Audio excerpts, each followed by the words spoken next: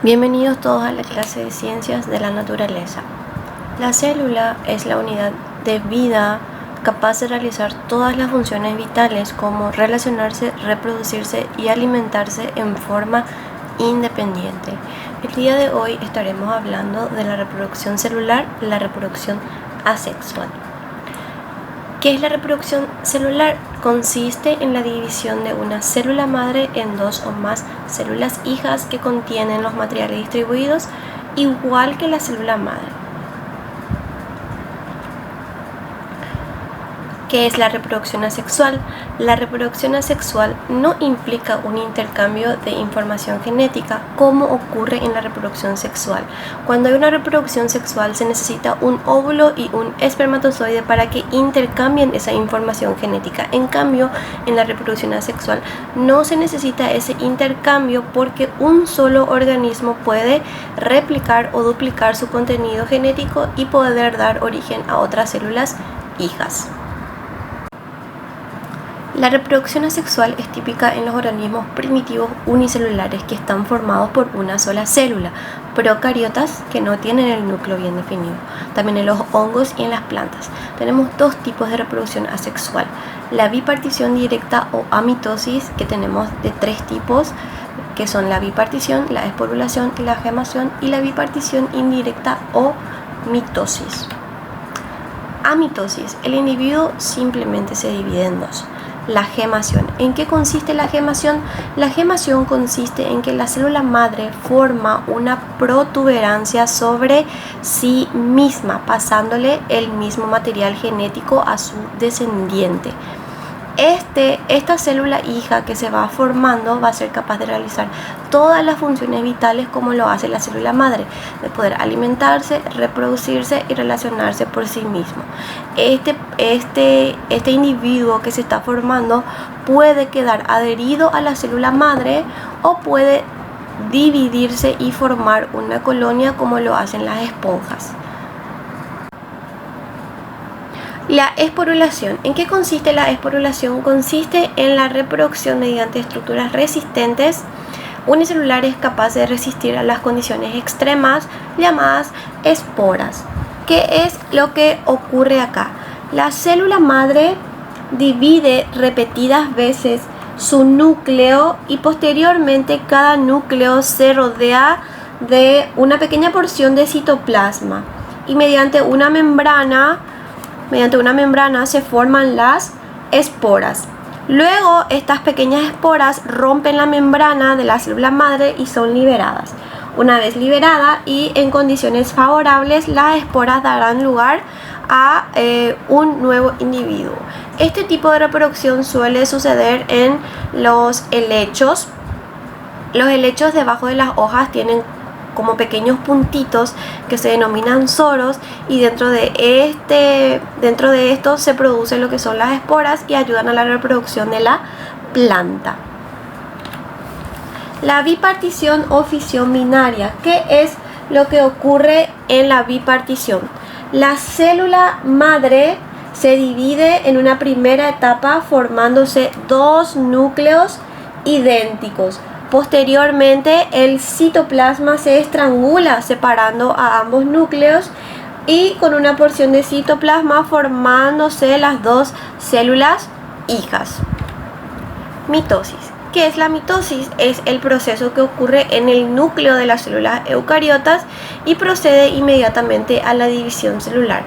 La mitosis solo ocurre en células eucariotas y ayuda a la multiplicación de las células.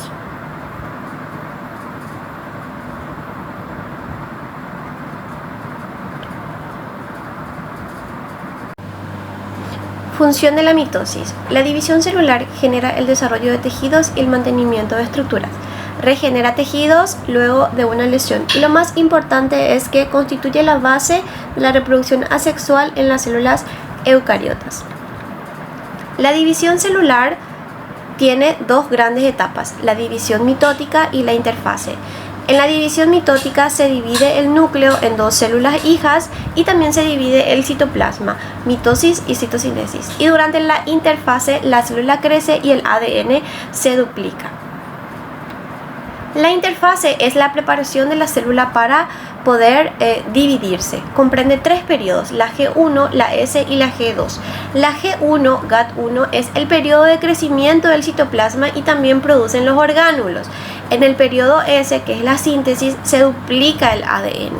Y en el periodo G2, GAP2, se sintetiza el material citoplasmático para la división celular. Entonces, como estábamos diciendo, en la interfase la célula se prepara para poder dividirse. La interfase ocupa la mayor parte de la división celular y la mitosis solamente ocupa una pequeña parte. Aquí empieza la G1, la interfase S, en donde el ADN se duplica, la G2 y luego esta pequeña porción, mitosis. La división mitótica o mitosis. La mitosis tiene también sus fases, así como la interfase.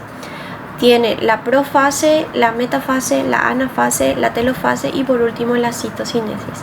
La profase se divide otra vez en dos, la profase temprana y la profase tardía.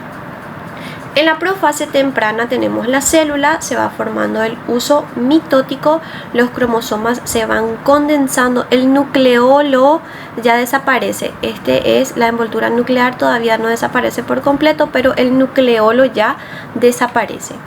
En la profase tardía, que también se le denomina prometafase, la envoltura nuclear sí ya desaparece y los cromosomas se condensan completamente. El huso mitótico, que es esto, que están acá, que es esto, se vuelven más largos y algunos de los microtúbulos ya empiezan a capturar los cromosomas. Estas pequeñas líneas son los microtúbulos y ya van capturando a los cromosomas. Acá tenemos la anatomía del huso, que sería lo mismo que está acá. Tenemos el áster, los microtúbulos y el cromosoma que tiene sus partes. El centro que une a cada cromátida hermana se llama centrómero y por afuera del centrómero está el cinetocoro. El cinetocoro es el que se va a unir a los microtúbulos, a las líneas del huso. En la metafase los cromosomas ya se alinean en la línea ecuatorial. Cada microtúbulo está unido al cinetocoro del cromosoma. En la anafase tenemos que las cromátidas hermanas de los cromosomas se separan y se van cada uno hacia los polos. Y en la telofase ya ocurre la división de la célula. Los cromosomas comienzan a descondensarse, se van separando otra vez, se descondensan, el huso ya desaparece, la membrana nuclear va reapareciendo y el nucleolo también aparece. Por último tenemos la citocinesis que empieza en la anafase y termina en la telofase, dando origen a las nuevas células hijas. Tenemos la célula animal y la célula vegetal, dos células hijas.